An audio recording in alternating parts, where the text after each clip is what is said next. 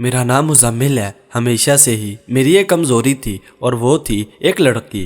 رنگ میرا سفید، ہائٹ 5 فٹ 6 انچ، عمر 19 سال ہے۔ ایک میرا بھائی تھا، رنگ سانولا، ہائٹ 5 فٹ 9 انچ، عمر 27 سال، شادی شدہ۔ میرے اماں ابو یورپ رہتے ہیں۔ کاروبار کی وجہ سے بھائی پاکستان کے کاروبار کی دیکھ بھال کرتے ہیں۔ میں بھائی کے ساتھ ہی پاکستان میں رہتا ہوں۔ میری بھابھی ہونے کے ساتھ ساتھ میری بہت اچھی دوست بھی تھی۔ میری تمام مختصر دورانیہ کی لو سٹوری میں ان سے شیئر کرتا تھا۔ وہ ایک دوست کی طرح میری تمام باتیں سنتی تھی، پر بھابھی ہونے کے ناطے کبھی کبھی پیار سے ڈانٹ بھی دیتی تھی اور میرے کان کھینچ کر کہتی تھی کہ ابھی سٹڈیز پہ دھیان دو، یہ جو تم کرتے ہو یہ زندگی نہیں ہے۔ لڑکیوں کے چکر میں اپنے پرائے کی پہچان ہی بھول گیا تھا۔ بھابھی کی بہن جو کہ میری کلاس فیلو تھی، اس کو میں اپنی مختصر دورانیہ کی محبت کے حصار میں لے آیا۔ پھر جب میں نے اسے 2-3 ماہ بعد چھوڑ دیا تو اس نے بھابھی کو سب کچھ بتا دیا، اور یوں میں نے اپنے ایک اچھے دوست کو کھو دیا۔ اچھے دوست مطلب بھابھی کو۔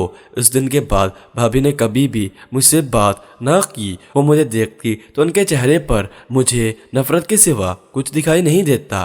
بھابھی ڈاکٹر تھی اور اپنا پرائیویٹ کلینک رن کرتی تھی۔ بھائیوں میری محبت مثالی تھی۔ میری زیادہ زندگی بھائی کے ساتھ گزری تھی۔ بھائی ایک بھائی نہیں بلکہ ایک باپ کی طرح میرا خیال رکھا، اس لیے میں بھی بھائی کو باپ اتنی۔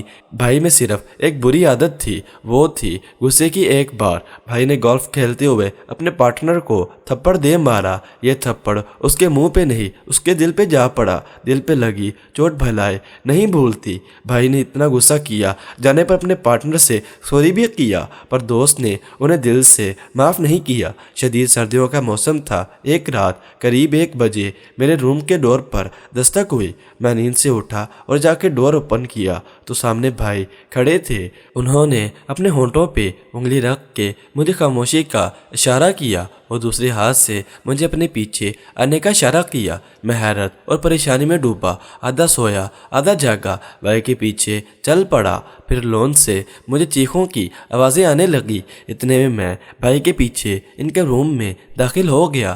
بھابھی ٹراؤزر اور ٹی شرٹ میں LED کے سامنے کھڑی تھی، ٹی وی اور کیمروں کی مدد سے باہر کا منظر دیکھ رہی تھی۔ پریشانی ان کے چہرے پر نمایاں تھی۔ بھائی نے جلدی جلدی مجھے حالات سے آگاہ کیا کہ ان کا پارٹنر اپنے باڈی گارڈ کے ساتھ باہر ہے۔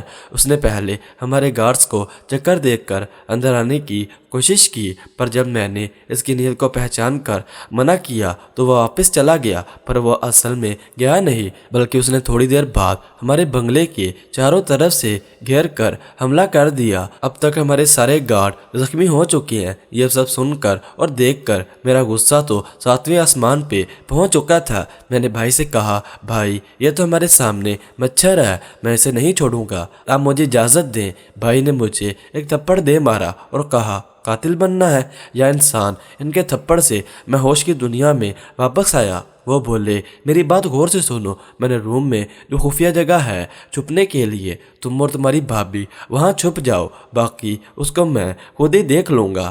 میں نے اور بھابھی نے احتجاج کیا تو بھائی نے ہی ہم دونوں کو ڈانٹ دیا۔ بھائی نے غصے میں کہا، کچھ نہیں ہوتا مجھے، اس مچھر کو میں ابھی کچل دیتا۔ پر رات کے 1 بجے میرا فون ہی کوئی اٹھا نہیں رہا۔ پر بھائی نے جلدی سے اپنے روم میں لگی اپنی اور بھابھی کی ایک لمبی سی تصویر کو دبایا تو وہ تصویر ایک دروازے کی مانند اندر کی طرف کھلتے چلی گئی، اور وہاں ایک چھوٹی سی چھپنے کی جگہ تھی جہاں 2 لوگ بہت ہی مشکل سے کھڑے ہو سکتے تھے۔ اندر معمولی سی روشنی تھی جو ایک چھوٹے سے روشن دان سے آ رہی تھی۔ میں نے پھر بھائی سے کہا کہ میں آپ کو چھوڑ کے نہیں جا سکتا، تو بھائی نے مجھے اندر کی طرف دھکا دیتے ہوئے کہا کہ فکر مت کرو، مجھے کچھ نہیں ہوگا، جب تک میں نہ کہوں باہر نہیں آنا اور اپنی بھابھی کا خیال رکھنا۔ یہ کہہ کر بھائی نے بھابھی کو بھی اندر دھکیلا اور دروازہ مطلب تصویر بند کر دی۔ کچھ ہی پلوں میں ہمیں گھر کا داخلی دروازہ ٹوٹنے کی آواز آئی۔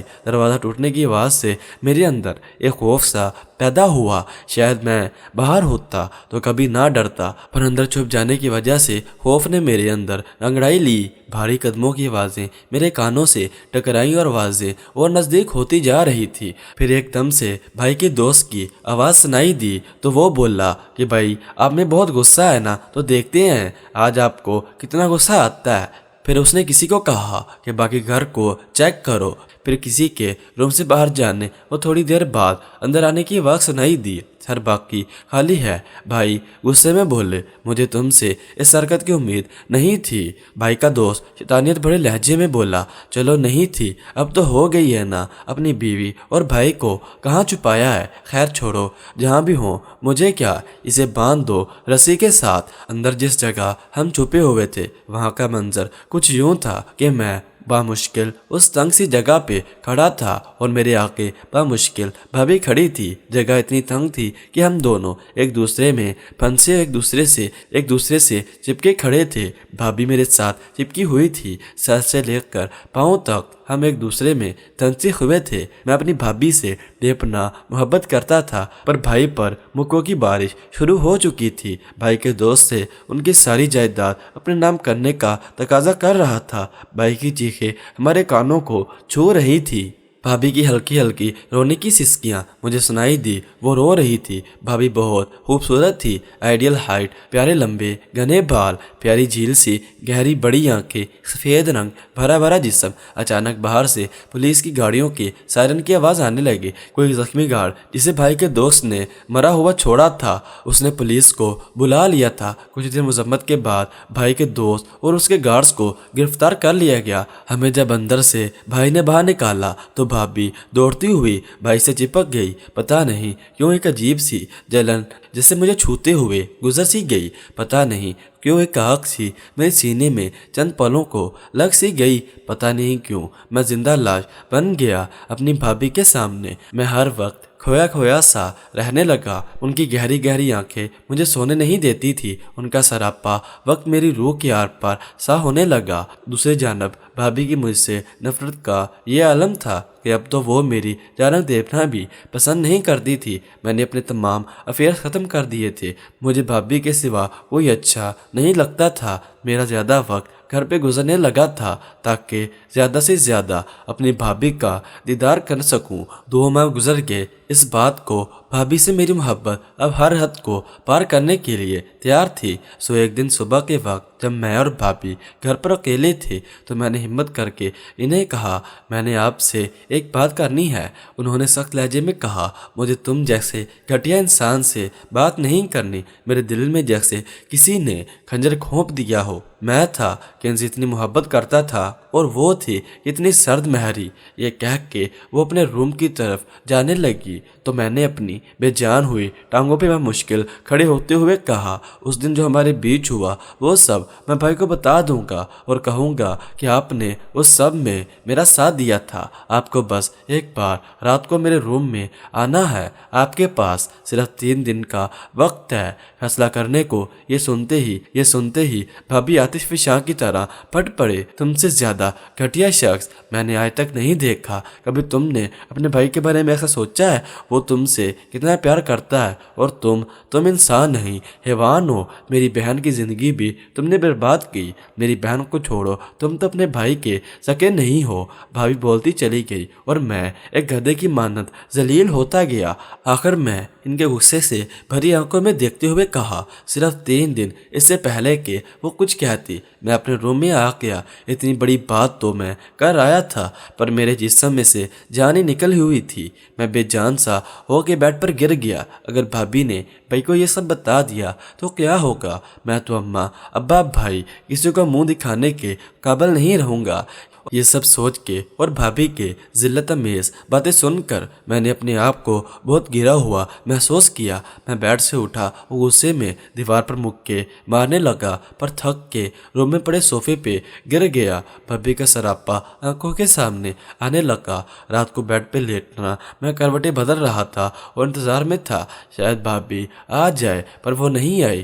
2 دن میں راتوں کو جاگ جاگ کے ان کا انتظار کرتا رہا کہ وہ اب آئیں گی، پر وہ نہیں آئی۔ تیسرے دن رات کو میں نے 12 بجے انہیں موبائل پہ میسج کیا کہ اگر آج آپ نہ آئے تو اپنے ہسبینڈ کے ساتھ اپنی ہستی بستی زندگی کی تباہی آج دیکھ لیں گی۔ تباہی کی ذمہ دار اب خود ہوں گی۔ میرا جسم تپنا شروع ہو گیا، ایک عجیب سی بے چینی سینے میں بھر آئی۔ آدھا گھنٹہ گزرا کہ میرے روم کے ڈور پر ہلکی سی دستک ہوئی۔ میں نے روم کا ڈور اوپن کیا تو سامنے بھابھی کھڑی تھی۔